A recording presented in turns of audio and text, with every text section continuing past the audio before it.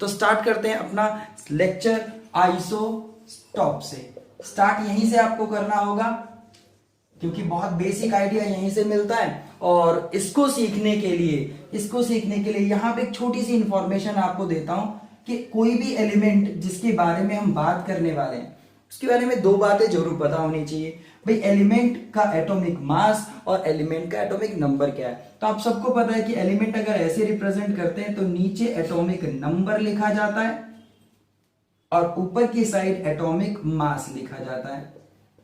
ये बात सबको पता होनी चाहिए।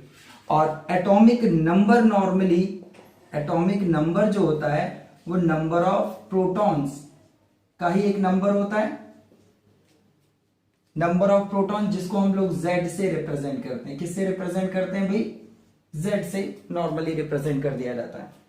साथ ही साथ जो एटॉमिक मास है उसको हम मास नंबर के नाम से भी जानते हैं। और ये जो है आपका न्यूट्रॉन्स और प्रोटॉन्स का सम होता है। डायरेक्ट लिख देते हैं N फॉर न्यूट्रॉन और P for proton this side. और नॉर्मली इसको Z से रिप्रेजेंट किया जाता है, सॉरी A से रिप्रेजेंट, उसको Z से रिप्रेजेंट करते हैं और इसको A से रिप्रेजेंट कर देते हैं। तो इसको हम ऐसे करके भी लिख सकते हैं। तो ये वाली बात जरूर बताओ। यहाँ पे नंबर ऑफ प्रोटॉन लिखा है मतलब मैं किसी न्यूट्रल स्पीसीज की बात कर रहा हूं। किसकी? न्यूट्रल स्पीसीज है। क्योंकि इस वाले में आपको ये फैक्ट तो जरूर पता होगा कि अगर हम किसी न्यूट्रल स्पीसीज की बात करते हैं तो ये वैलिड है। न्यूट्रल जिसने इलेक्ट्रॉन ना तो दिए हैं किसी को और ना ही इलेक्ट्रॉन लिए। तो न्यूट्रल स्पीसीज के लिए यही चीज नंबर ऑफ इलेक्ट्रॉन की बराबर भी होती है। ये बात सबको अच्छे से पता है। नहीं तो एक बार फिर से देख लो भाई। सीधी सी बात है कि अगर हमने क्लोरीन की बात की तो क्लोरीन का एटॉमिक नंबर 17 होता है। तो जब इसकी इनिशियल बात कर रहे हैं, जब इसने किसी को इलेक्ट्रॉन ना तो दिया है और ना ही किसी से लिया है, तो ऐसे केस में 17 इलेक्ट्रॉन और 17 ही प्रोटॉन, यानी कि -17 और माइनस आपका प्लस आपका 17, टोटल चार्ज कितना बनाता है? 0। तो न्यूट्रल को रिप्रेजेंट करता है। लेकिन मान लीजिए कि किसी से इसने एक इलेक्ट्रॉन ले लिया। आपको पता है कि क्लोरीन और इसकी फैमिली के जो एटम्स होते हैं वो किसी से भी इलेक्ट्रॉन लेने के लिए तैयार रहते हैं। फ्लोरीन हो गया, आपका ब्रोमीन हो गया, आयोडीन हो गया। तो ऐसे केस में मान लो इसने किसी से एक इलेक्ट्रॉन ले लिया, तो अब आप कहोगे कि सर इसके पास 18 इलेक्ट्रॉन है।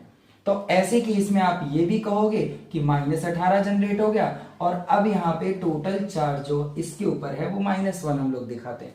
तो बेसिकली अगर यहाँ पे देखा जाए तो एटॉमिक नंबर नहीं बदलता। जब आपका इलेक्ट्रॉन कभी भी स्पीसीज में आता है या जाता है, यानी एटम के अंदर आता है या जाता है, तो एटॉमिक नंबर में कोई चेंज नहीं करते। तो स्ट्रिक्टली एटॉमिक नंबर हम लोग नंबर ऑफ प्रोटॉन के साथ इक्वेट करते हैं। इलेक्ट्रॉन के साथ अगर इक्वेट करते हो तो सिर्फ और सिर्फ ये वैलिड होता है जब आपका एटम कैसा हो? न्यूट्रल। तो ये छोटी सी बात आपको 10th में सिखा दी जाती है और साथ ही साथ ये इनके बारे में भी बताया जाता है। तो अब हमें क्या बताया जाता है? ये आइसोटॉप्स क्या होते हैं? आइसोटॉप्स कुछ ऐसी स्पीसीज होती हैं, ठीक है, देखिए, species having same atomic number but different mass number. ये इंफॉर्मेशन हमें दे दी जाती है और ये इंफॉर्मेशन जो है पता भी होनी चाहिए। एग्जाम्पल की अगर बात करते हैं तो सपोज क्लोरीन का एग्जाम्पल ले लेते हैं। तो क्लोरीन की भाई 2 आइसोटॉप्स होते हैं।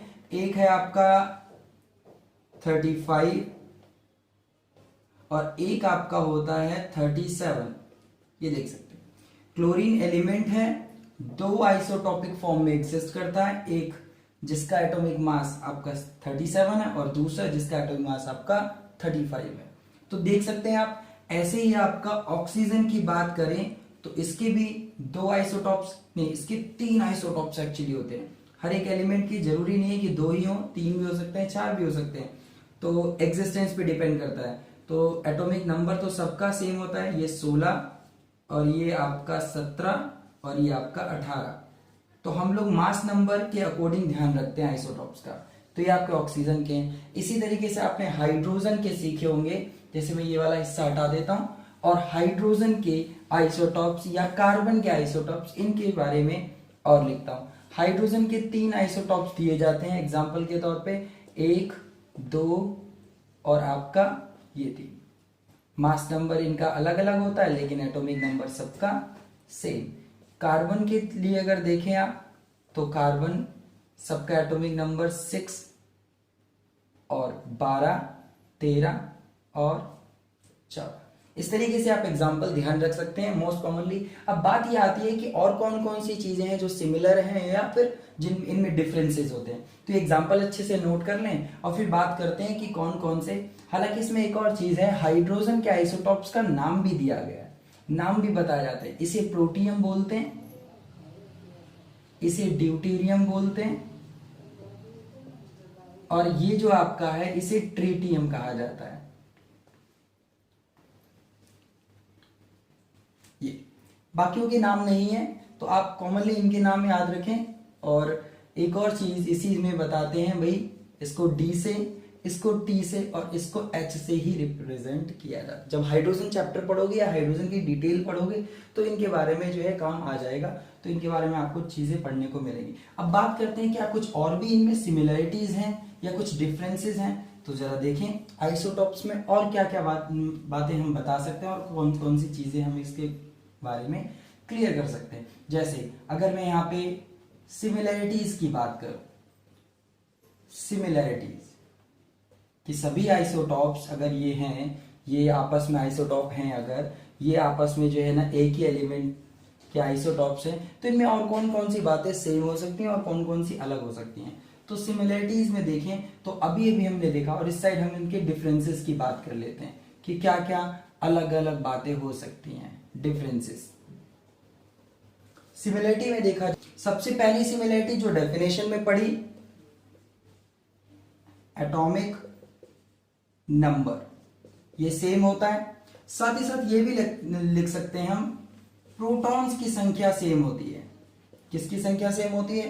प्रोटॉन्स की। सभी आइसोटॉप में प्रोटॉन की संख्या सेम है, एटॉमिक नंबर और प्रोटॉन का मतलब सेम होता है। इसके अलावा अगर डिफरेंस सिमिलरिटी देखें तो आप देख सकते हैं सेम नंबर ऑफ इलेक्ट्रॉन भी होते हैं। भाई न्यूट्रल स्पीसीज है सारी, तो इलेक्ट्रॉन्स की संख्या भी सेम है। साथ ही साथ जो आपके इनकी पोजीशंस की बात करें पीरियोडिक टेबल में, तो पोजीशन भी सेम होती है। Position in periodic table, periodic table में जो मॉडर्न पीरियोडिक टेबल बनी है उसमें आइसोटॉप्स की पोजीशन एक ही होती है क्योंकि सेम एलिमेंट की स्पीसीज होती हैं, इसलिए। इसके बाद इलेक्ट्रॉनिक कॉन्फ़िगरेशन, भाई जब इलेक्ट्रॉनिक कॉन्फ़िगरेशन लिखी जाती है यानी इलेक्ट्रॉन को डिस्ट्रीब्यूट किया जाता है अलग अलग शेल में या अलग अलग ऑर्बिटल्स में, तो उस टाइम इनकी इलेक्ट्रॉनिक कॉन्फ़िगरेशन यानी इलेक्ट्रॉन्स का डिस्ट्रीब्यूशन भी सेम होता है। सो इलेक्ट्रॉनिक कॉन्फ़िगरेशन सेम होती है। लास्ट, इनकी केमिकल प्रॉपर्टी भी सेम होती है। आइसोटॉप्स की जो आइसो स्पीसीज की हम बात कर रहे हैं उसमें आइसोटॉप जो होता है आपका, आइसोटॉप जो होता है उनकी फिजिकल केमिकल प्रॉपर्टीज, कौन सी प्रॉपर्टीज? केमिकल प्रॉपर्टीज भी क्या होती हैं? सिमिलर, यानी कि केमिकल बिहेवियर, रिएक्शंस, ठीक है, इनकी ability to react with some other species, so chemical properties क्या होती हैं? सेम। अब बात करते हैं कि डिफरेंसेस क्या है। भाई डिफरेंसेस बहुत कम है और आप देख सकते हैं डिफरेंसेस में आपने देखा एटॉमिक मास अलग होता है इनका, यानी मास नंबर अलग अलग होता है सभी आइसोटॉप्स का। साथ ही साथ अगर बात करें तो इनमें नंबर ऑफ न्यूट्रॉन्स भी अलग होते हैं, नंबर ऑफ न्यूट्रॉन्स ये भी अलग अलग होते हैं, न्यूट्रॉन्स की संख्या अलग अलग। आप सबको पता होगा न्यूट्रॉन्स कैसे निकालते हैं, तो भाई न्यूट्रॉन्स निकालने के लिए आप क्या कर सकते हैं, एटॉमिक मास में से एटॉमिक नंबर हटा सकते हैं। आपको पता है n+p में से आप n यानी कि जो आपका z है यानी कि एटॉमिक नंबर प्रोटॉन्स वो हटाएंगे तो आपका n आ जाएगा, यानी कि ये वाला पार्ट आपका हम लोग कर सकते हैं, atomic mass minus atomic number. So neutrons की संख्या सेम आती है, न्यूट्रॉन्स की संख्या डिफरेंट आती है, डिफरेंस पढ़ रहे हैं, ठीक है। और लास्ट, फिजिकल प्रॉपर्टीज भी अलग होती हैं, इनकी फिजिकल प्रॉपर्टीज भी अलग होती है, जैसे बॉइलिंग पॉइंट, मेल्टिंग पॉइंट, इनसे रिलेटेड बात करें या डेंसिटी की बात करें तो ये अलग होती हैं। तो ये कुछ पॉइंट्स थे जो आप लोगों को ध्यान देना है। और बहुत अच्छे से समझना, आइसोटॉप्स कुछ ऐसी स्पीसीज हैं जो सेम एलिमेंट से बिलोंग करती है। इनमें एलिमेंट अलग अलग नहीं होता है, सेम एलिमेंट की स्पीसीज होती हैं। फिर से लॉक कर लें इस बात को कि आइसोटॉप जो होते हैं वो सेम एलिमेंट की स्पीसीज होती है। बहुत अच्छी सी चीजों को नोट करें और नेक्स्ट पार्ट पढ़ते हैं फिर।